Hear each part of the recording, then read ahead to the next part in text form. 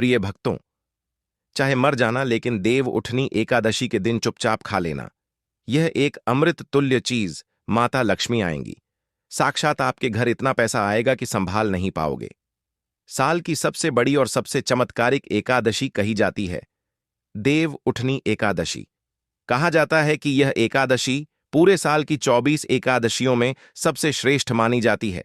इस दिन किया गया कोई भी उपाय कभी निष्फल नहीं जाता, यानी जो भी काम सच्चे मन से किया जाए उसका फल अवश्य मिलता है। भक्तों, देव उठनी एकादशी की रात तुलसी माता में एक खास चीज जरूर बांधनी चाहिए और इस दिन गौ माता को एक चीज अवश्य खिलानी चाहिए। साथ ही आज हम आपको यह भी बताएंगे कि जो भी भक्त सच्चे दिल से और पूरे श्रद्धा भाव के साथ देव उठनी एकादशी के दिन यह एक चीज खा लेता है, उसके घर में धन दौलत और समृद्धि की वर्षा होती है। हर इच्छा और मनोकामना पूरी होती है। इसलिए भक्तों, आपसे एक विनती है कि वीडियो को पूरा देखें, आधा अधूरा कभी ना देखें। कई लोग ऐसे होते हैं जो वीडियो को बीच बीच से काट कर देख लेते हैं, लेकिन ऐसे व्यक्ति जीवन में कभी सफलता प्राप्त नहीं कर पाते। जो व्यक्ति ज्ञान को अधूरा लेता है उसे पूर्ण फल कभी नहीं मिलता। इसलिए आप वीडियो को अंत तक जरूर देखें, क्योंकि हम आपको हर जानकारी क्रमवार बताएंगे। भक्तों, हर साल कार्तिक मास के शुक्ल पक्ष की दशमी तिथि के अगले दिन देव उठनी एकादशी मनाई जाती है।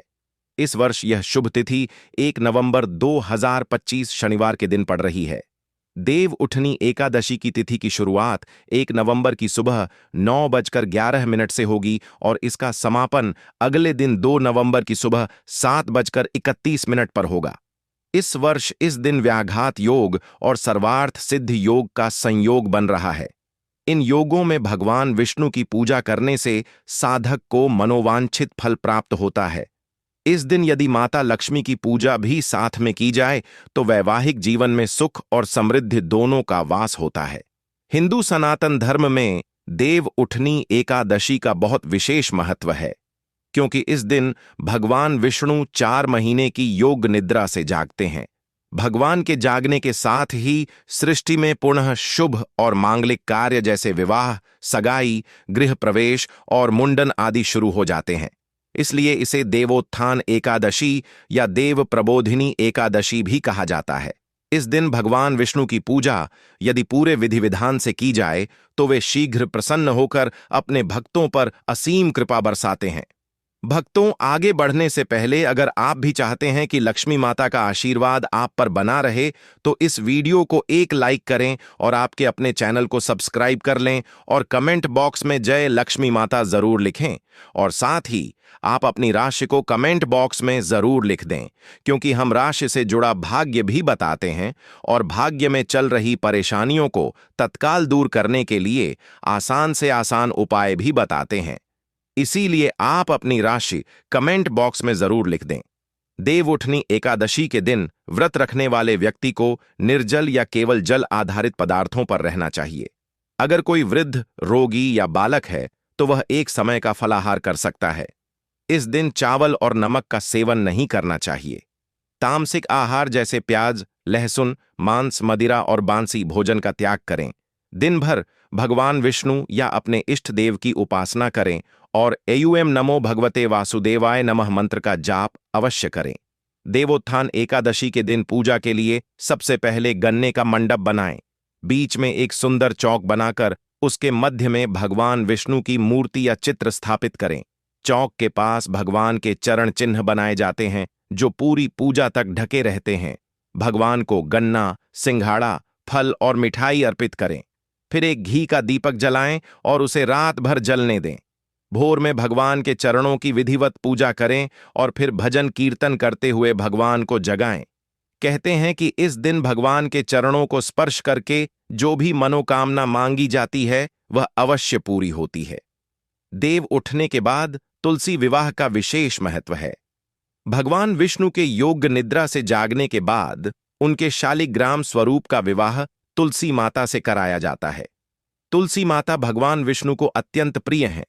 इस दिन यदि कोई केवल तुलसी दल ही अर्पित कर दे तो भी भगवान विष्णु प्रसन्न हो जाते हैं। इस परंपरा के पीछे प्रकृति संरक्षण और वैवाहिक सुख की भावना छिपी होती है। जो भक्त तुलसी विवाह संपन्न कराते हैं उन्हें वैवाहिक जीवन में सुख, शांति और प्रेम की प्राप्ति होती है। एकादशी के दिन अपनी क्षमता अनुसार अन्नदान करना बहुत शुभ माना गया है, लेकिन ध्यान रखें कि इस दिन किसी और के घर का अन्न ग्रहण न करें। अगर किसी कारणवश व्रत पूरा नहीं रख सकते तो दिन में एक बार फलाहार करें या केवल दूध और जल का सेवन कर सकते हैं। भक्तों, देव उठनी एकादशी केवल एक तिथि नहीं है, यह वह दिन है जब स्वयं भगवान विष्णु अपनी योग्य निद्रा से जागकर धरती पर शुभ ऊर्जा का संचार करते हैं। इस दिन की गई पूजा, भक्ति और साधना का फल सैकड़ों गुना बढ़कर मिलता है। इसलिए भक्तों, इस वर्ष की देव उठनी एकादशी को पूरे विधि विधान, श्रद्धा और भक्तिभाव के साथ मनाएं, ताकि आपके जीवन में सुख, शांति, समृद्धि और सफलता का प्रकाश हमेशा बना रहे। एकादशी 11 के दिन व्रतधारी व्यक्ति को गाजर, शलजम, गोभी, पालक इत्यादि का सेवन नहीं करना चाहिए। एकादशी पर श्री विष्णु की पूजा में मीठा पान चढ़ाया जाता है, लेकिन इस दिन पान खाना भी वर्जित है। फलों में केला, आम, अंगूर, बादाम, पिस्ता इत्यादि अमृत फलों का सेवन करें। सूखे मेवे जैसे बादाम, पिस्ता आदि का सेवन किया जा सकता है। एकादशी तिथि पर जौ, बैंगन और सेम फली नहीं खानी चाहिए। इस व्रत में सात्विक भोजन करें। मांस, मदिरा या अन्य कोई भी नशीले पदार्थ का सेवन नहीं करें। प्रत्येक वस्तु प्रभु को भोग लगाकर तथा तुलसी दल छोड़कर ग्रहण करना चाहिए। देव उठनी एकादशी के दिन क्या ना करें? देव उठनी एकादशी के दिन भगवान विष्णु निद्रा से जागते हैं और इसी के साथ सारे शुभ कार्य शुरू होते हैं। ऐसा कहा जाता है कि देव उठनी एकादशी पर दोपहर में नहीं सोना चाहिए। धार्मिक ग्रंथों में कहा गया है कि इस दिन भगवान विष्णु की भक्ति में लीन रहना चाहिए। देव उठनी एकादशी के दिन किसी भी व्यक्ति को भूल से भी चावल नहीं खाना चाहिए। चावल से बनी चीजों से भी इस दिन दूर ही रहना चाहिए। पंडितों का कहना है कि चावल खाने से मन और शरीर स्थिर नहीं रहता है। देव उठनी एकादशी के दिन लहसुन और प्याज के सेवन से भी बचना चाहिए, क्योंकि यह दोनों तामसिक भोजन में आते हैं। यदि आपने व्रत नहीं भी रखा है तो कोशिश करें कि सात्विक भोजन ही करें। देव उठनी एकादशी के दिन व्रतधारी को किसी के प्रति द्वेष की भावना नहीं रखनी चाहिए। हो सके तो इस दिन घर या घर के बाहर किसी से लड़ाई झगड़ा ना करें। मान्यता है कि ऐसा करने से भगवान विष्णु और माता लक्ष्मी नाराज हो जाते हैं। इस दिन अगर आप बूढ़े बुजुर्गों की सहायता करते हैं तो ऐसा करने से भगवान विष्णु और माता लक्ष्मी प्रसन्न होती हैं। इसलिए बुजुर्गों का अपमान न करें और उन्हें दुत्कार नहीं। देव उठनी एकादशी के दिन भूल से भी माता तुलसी के पौधे को नहीं छूना चाहिए, क्योंकि इस दिन माता तुलसी और शालिग्राम का विवाह होता है। ना ही तुलसी तोड़नी चाहिए। ऐसी भी मान्यता है कि एकादशी के दिन तुलसी पर जल नहीं चढ़ाना चाहिए, क्योंकि तुलसी उपवास रखती हैं और इससे उनका उपवास टूट जाएगा। देव उठनी एकादशी के दिन क्या करें? देव उठनी एकादशी वाले दिन सुबह उठकर स्नान करें। उसके बाद सूर्य देव को अर्घ देकर एकादशी व्रत का संकल्प करें। जीवन में सुख समृद्धि बनी रहे, ये सभी चाहते हैं, तो आप इस दिन भगवान विष्णु को दूध में केसर डालकर उनका अभिषेक करें। अंत में श्रीहरि की आरती करें। इस उपाय को करने से श्रीहरि प्रसन्न होते हैं। आपको जीवन में सफलता मिले, इसके लिए आप इस दिन भगवान विष्णु की विधि विधान से पूजा करें, दान पुण्य करें। सौभाग्य प्राप्ति के लिए स्त्रियां इस दिन व्रत रखती हैं। हो सके तो व्रत वाले दिन आप विष्णु सहस्त्र का पाठ करें। देव उठनी एकादशी पर भगवान विष्णु को सफेद रंग का भोग लगाएं। इस दिन खीर या सफेद रंग की कोई भी मिठाई का भोग लगाने से श्री हरि विष्णु प्रसन्न होते हैं। देव उठनी एकादशी वाले दिन आप निर्जला व्रत रखें, लेकिन अगर आप गृहस्थ जीवन में है तो फलाहारी उपवास रख सकती है। इस दिन ब्राह्मणों को दान दक्षिणा देकर उनसे आशीर्वाद प्राप्त करें। देव उठनी एकादशी पर तुलसी पर चढ़ाएं। इस रंग के वस्त्र हिंदू सनातन धर्म में सभी देवी देवता को पूजा करने के साथ भोग और वस्त्र आदि चढ़ाने की परंपरा है। ठीक उसी तरह तुलसी को भी मां लक्ष्मी का स्वरूप माना जाता है, इसलिए उन्हें भी वस्त्र अर्पित किए जाते हैं। चढ़ाएं लाल रंग के वस्त्र। तुलसी के पौधे में लाल रंग की चुनरी चढ़ाना लाभकारी माना जाता है। ज्योतिष शास्त्र के लिहाज से लाल रंग मंगल का प्रतिनिधित्व करता है। शास्त्रों के अनुसार देव उठनी एकादशी के दिन तुलसी माता को लाल रंग के वस्त्र चढ़ाना चाहिए। ऐसे में अगर किसी के कर्मों के कारण मुंह से अपशब्द भी निकल रहे होते हैं तो उन्हें भी यह लाल वस्त्र रोक लेते हैं। इसके साथ ही धन संपदा, सुख समृद्धि की प्राप्ति होती है। चढ़ाएं लाल रंग के वस्त्र। तुलसी के पौधे में लाल रंग की चुनरी चढ़ाना लाभकारी माना जाता है। ज्योतिष शास्त्र के लिहाज से लाल रंग मंगल का प्रतिनिधित्व करता है। शास्त्रों के अनुसार देवउठनी एकादशी के दिन तुलसी माता को लाल रंग के वस्त्र चढ़ाना चाहिए। ऐसे में अगर किसी के कर्मों के कारण मुंह से अपशब्द भी निकल रहे होते हैं तो उन्हें भी यह लाल वस्त्र रोक लेते हैं।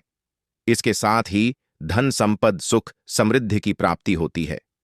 पीले रंग के वस्त्र पहने एकादशी के दिन भगवान विष्णु का आशीर्वाद पाने के लिए नहाने के पानी में एक चुटकी हल्दी डालकर स्नान करें और उसके बाद पीले रंग के वस्त्र पहनें। ऐसा करने से भगवान विष्णु की कृपा बनी रहती है। करियर में होगा सुधार। अगर आपके भी करियर में बाधा आ रही है तो देव उठनी एकादशी के दिन भगवान विष्णु को केसर वाले दूध से अभिषेक करें। ऐसा करने से सारी परेशानियां दूर हो जाती हैं। विवाह के योग्य अगर किसी व्यक्ति को विवाह से जुड़ी परेशानियों का सामना करना पड़ रहा है तो वह देव उठनी एकादशी के दिन विष्णु की पूजा के दौरान केसर, हल्दी या पीले चंदन का तिलक करें। उसके बाद भगवान विष्णु को पीले रंग के फूल अर्पित करें। ऐसा करने से विवाह के योग्य शीघ्र बनते हैं। मिलेगी कर्ज से मुक्ति। कर्ज से मुक्ति पाने के लिए देवउठनी एकादशी के दिन पीपल के पेड़ पर जल चढ़ाना चाहिए। इसके बाद शाम को पेड़ के नीचे दीपक जलाएं। मान्यता है कि इन उपायों को करने से व्यक्ति को जल्द ही कर्ज से मुक्ति मिल सकती है। धन की कमी नहीं होगी। कार्तिक माह में तुलसी की पूजा करने का खास महत्व है। देव उठनी एकादशी के दिन तुलसी के पौधे में गन्ने का रस मिलाकर चढ़ाएं। इसके बाद देसी घी का दीपक जलाकर तुलसी माता की आरती करें। मान्यता है कि ऐसा करने से व्यक्ति को कभी धन की कमी नहीं होता और जीवन से सभी कष्ट भी दूर होते हैं। भक्तों, अभी तक आपने जयमान लक्ष्मी जय भगवान विष्णु ना लिखा हो तो जरूर ही लिख दीजिए। चलिए, भगवान विष्णु के लिए आप ऐसी गलती भूल कर भी ना करें। यह गलती आपके भगवान विष्णु को क्रोधित कर सकती है। चलिए आगे जान लेते हैं कौन सी गलतियां भगवान विष्णु को क्रोधित कर सकती हैं। इसलिए आप ऐसी गलती भूल कर भी ना करें, भूल से भी ना करें। यह गलती एक दोपहर में नहीं सोए। 4 माह के लंबे समय के बाद भगवान विष्णु योग निद्रा से बाहर आते हैं। ऐसे में हमें दोपहर में नहीं सोना चाहिए और प्रभु का कीर्तन भजन करना चाहिए। इससे माता लक्ष्मी प्रसन्न होती हैं और धन लाभ होता है और सोना अशुभ और भगवान का अनादर माना जाता है। चावल का सेवन नहीं करें। पौराणिक मान्यताओं और कहानियों में एकादशी के दिन चावल खाने की मनाही है। ऐसी मान्यता है कि इस दिन चावल खाने वाला व्यक्ति रेंगने वाला जीव बनता है। इसलिए चावल, मांस, मदिरा इत्यादि का सेवन एकादशी के दिन नहीं करें। साथ ही लहसुन, प्याज से भी परहेज करना चाहिए। किसी को भला बुरा नहीं बोले। देव उठनी एकादशी को व्रत के दौरान किसी भी व्यक्ति को भला बुरा नहीं बोले और ना ही किसी के लिए मन में बैर पालें। इस दिन अपने मन में सिर्फ और सिर्फ भगवान के प्रति आस्था और भक्ति का भाव रखना चाहिए। तब जाकर आपकी पूजा सार्थक होगी। भूलकर तुलसी का पत्ता नहीं तोड़े। तुलसी भगवान विष्णु को अत्यंत प्रिय है। ऐसे में भूलकर भी इस दिन तुलसी की पत्ती नहीं तोड़ें। इससे भगवान विष्णु रुष्ट हो जाएंगे। दे उठनी एकादशी पर करें। इन चीजों का दान दे उठनी एकादशी पर पीले वस्त्र, मुरली, धान, गेहूं, मक्का, बाजरा, उड़द वस्त्र, सिंघाड़ा, शकरकंदी, गन्ना, मौसमी फल, केसर, केला, हल्दी, मोर पंख और शंख आदि का दान करना शुभ माना जाता है। दान करते समय इस बात का ध्यान रखें कि इसका जिक्र किसी तीसरे व्यक्ति से गलती से ना करें, क्योंकि दान को जितना हो सके उतना छिपाकर करना चाहिए। भक्तों, यह भी जानना आपके लिए बेहद हॉट, बेहद ही जरूरी और खास है कि देवोत्थान एकादशी का महत्व। हमारे वेदों और पुराणों में ऐसी मान्यता है कि दिवाली के बाद होने वाली इस एकादशी के दिन ईश्वर का उत्थान होता है। इसलिए विवाह, उपनयन, या गृह प्रवेश आदि जैसे सभी शुभ कार्य देवोत्थान 11 के बाद से शुरू होते हैं। इसी कारण इस 11 के दिन तुलसी विवाह भी किया जाता है। घरों में चावल के आटे से चाक बनाया जाता है तथा बांस के छत्र कैनोपी के बीच भगवान विष्णु की पूजा की जाती है। इस दिन पटाखे भी जलाए जाते हैं। देवोत्थानी 11 को आमतौर पर छोटी दिवाली के नाम से भी जाना जाता है। 11 के इस दिन से मंगल का संवाहक फिर से अपनी शक्ति प्राप्त करता है। कार्तिक शुक्ल एकादशी के दिन तुलसी विवाह के साथ ही घर में सभी सकारात्मक कार्य सुचारू रूप से किए जा सकते हैं। तुलसी का पौधा प्रकृति का चित्रण करने के साथ ही एक औषधीय पौधा भी माना जाने के कारण लाभप्रद होने से सभी को दान में दिया जाता है। 4 महीनों की निद्रा से भगवान विष्णु के जागने के बाद उस क्षण के बाद से सभी शुभ कार्य किए जा सकते हैं। भारतीय कैलेंडर के अनुसार एकादशी का दिन वास्तव में नीरस होने के कारण विशेष रीति रिवाजों के साथ मनाया जाता है। इस दिन से विवाह और कई अन्य शुभ कार्यक्रमों की शुरुआत होती है। इस दिन व्रत रखने का भी अत्यधिक महत्व बताया गया है। महिलाएं तुलसी विवाह के दिन अपने लन को मलमल से सजाकर इस त्योहार को भजन और गीतों के साथ मनाती हैं। दीपदान के लाभ ऐसा कहा जाता है कि नियमानुसार देवोत्थान एकादशी भगवान विष्णु के शालिग्राम रूप और देवी वृंदा तुलसी के विवाह का दिन होता है। भगवान विष्णु की निद्रा के 4 महीनों के दौरान सृष्टि के कार्यों से मुक्त होने पर, भगवान रुद्र के शांत हो जाने पर, भगवान विष्णु 4 महीनों लंबी निद्रा से जागने के बाद ब्रह्मांड के प्रबंधन कार्यों को फिर से शुरू करते हैं। अतः इस दिन पूर्ण समर्पण और विश्वास के साथ भगवान विष्णु की पूजा की जाती है। दिन के उजाले में घर की छत पर दीपक रखकर आनंद और सुख में वृद्धि करने के लिए रात में रोशनी करके घर के किसी भी हिस्से में अंधेरा नहीं होने देना चाहिए। आखिर श्री हरि निद्रा में क्यों जाते हैं? एक समय की बात है, भगवान विष्णु से उनकी प्रिया लक्ष्मी जी ने कहा, प्रभु आप पूरे दिन जागते हैं और जब निद्रा लेते हैं तो वर्षों के लिए निद्रा में चले जाते हैं, जिससे प्रकृति का संतुलन बिगड़ जाता है। इसलिए इसे समझते हुए योजना अनुसार निद्रा ले, जिससे मेरी भी मदद हो जाए। लक्ष्मी जी की बात सुनकर भगवान विष्णु ने मुस्कुराकर उत्तर दिया, देवी आपने सत्य और उचित ही कहा है। मेरे जागने से अन्य सभी देवताओं को और विशेष रूप से आपको मेरी सेवा के कारण विश्राम नहीं मिल पाता है। आज से मैं वर्षा रथ में 4 महीनों के लिए निद्रा में जाऊंगा, जो अल्प निद्रा और योग निद्रा कहलाएंगे, जिससे मेरे अनुयायियों पर परम कृपा बनी रहेगी। इस अवधि के दौरान मेरी निद्रा की भावना का ध्यान रखने वाले सभी भक्तों के घरों में हमेशा आपके साथ वास करके कृपा बरसा हंगा तुलसी शालिग्राम विवाह कार्तिक मास में स्नान करने वाली महिलाओं द्वारा एकादशी के दिन भगवान विष्णु, जिन्हें शालिग्राम के नाम से भी जाना जाता है, और विष्णु प्रिया तुलसी का विवाह कराया जाता है। तुलसी वृक्ष और शालिग्राम का विवाह समारोह सुंदर से मंडप में किया जाता है। समारोह के दौरान नामाष्ट सहित विष्णु सहस्त्र नाम का पाठ किया जाता है। शास्त्रों के अनुसार इस तुलसी शालिग्राम विवाह को मनाने का कारण सुखी वैवाहिक जीवन और पुण्य की प्राप्ति होता है। कार्तिक मास में तुलसी वृक्ष दान करने से बड़ा कोई दान नहीं होता। पृथ्वी लोक में जो इस प्रकार हैं, वृंदावनी वृंदा, विश्व पूजिता, विश्व पावनी पुष्पसारा, नंदिनी कृष्ण जीवनी और तुलसी श्री हरि के पवित्र प्रसाद में तुलसी पत्र का होना अनिवार्य होता है और भगवान की माला और चरणों में तुलसी पत्र अर्पित किए जाते हैं। देवउठनी एकादशी पौराणिक व्रत कथा। एक बार एक राजा था और उसके राज्य में सभी एकादशी का व्रत रखते थे। एकादशी के दिन पशुओं सहित कोई भी भोजन नहीं दिया जाता था। एक दिन दूसरे राज्य से एक आदमी ने राजा के पास आकर नौकरी पर रखने का अनुरोध किया। राजा ने उसे नौकरी पर रखने की सहमति देने से पहले शर्त रखी कि उसे एकादशी के दिन को छोड़कर प्रत्येक दिन भोजन दिया जाएगा। उस समय उस आदमी ने राजा की शर्त मान ली, लेकिन एकादशी के दिन जब उसे फल गए तो उसने फल लेने से मना कर दिया और राजा के पास जाकर विनती की कि यह फल उसके लिए पर्याप्त नहीं है और वह भूख से मर जाएगा, और उसने राजा से खाना देने की विनती की। इसके बाद राजा के शर्त याद दिलाने के बाद भी वह खाना छोड़ने के लिए तैयार नहीं हुआ। इसलिए राजा ने उसे आटा, दाल, चावल आदि दे दिए।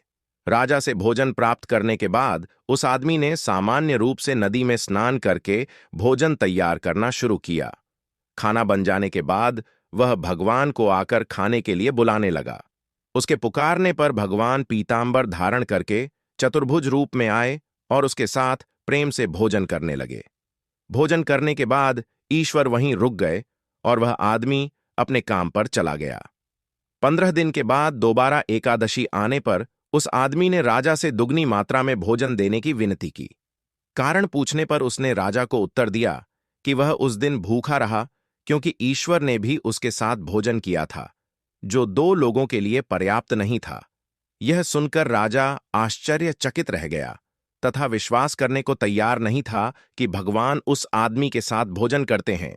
राजा बोला कि वह एकादशी का व्रत रखते हैं, भगवान की पूजा करते हैं, लेकिन भगवान कभी भी उनके सामने प्रकट नहीं हुए। यह सुनने के बाद उस आदमी ने कहा कि अगर उन्हें विश्वास नहीं है तो वह उसके साथ चले और वृक्ष के पीछे छिपकर वहां जो कुछ हो रहा है उसे देख ले। उस आदमी के सच और झूठ को जानने की इच्छा से राजा नदी के पास जाकर पेड़ के पीछे छिप गए। हमेशा की तरह आदमी ने खाना पकाया और शाम तक भगवान को पुकारता रहा, लेकिन भगवान नहीं आए। आखिरकार उस आदमी ने भगवान से प्रार्थना की कि यदि वह नहीं आए तो वह नदी में कूदकर अपनी जान दे देगा, लेकिन भगवान फिर भी नहीं आए। तब वह स्वयं मरने के लिए नदी की तरफ चलने लगा। जीवन खत्म करने की उसकी दृढ़ इच्छा शक्ति जानकर ईश्वर ने जल्दी से प्रकट होकर उसे ऐसा करने से रोका और फिर दोनों ने एक साथ भोजन का आनंद लिया। भोजन करने के बाद भगवान उसे अपने विमान से अपने धाम ले गए। यह देखकर राजा को एहसास हुआ कि जब तक मन शुद्ध न हो तब तक उपवास करने का कोई लाभ नहीं है। इससे राजा को सीख मिली और उसने भी शुद्ध मन से व्रत करना प्रारंभ किया और अंत में स्वर्ग को प्राप्त किया। देव उठनी एकादशी कथा। एक राजा के राज्य में सभी लोग आनंदपूर्वक रहते थे। हालांकि उसके राज्य में कोई भी अन्न या खाद्य पदार्थ न बेचकर सिर्फ फल बेचा करते थे। एक बार भगवान ने उनकी परीक्षा लेने का निर्णय किया और भगवान स्वयं एक सुंदर कन्या का रूप बदलकर मार्ग में बैठ गए। उसी समय राजा ने वहां से जाते हुए उसे देखकर पूर्ण आश्चर्य के साथ उससे पूछा, तुम कौन हो? तुम यहां क्यों बैठी हो? तब उस सुंदर महिला ने कहा कि मैं बेसहारा हूं और इस शहर में मेरी कोई पहचान ना होने के कारण मैं किसी से मदद नहीं मांग सकती हूं।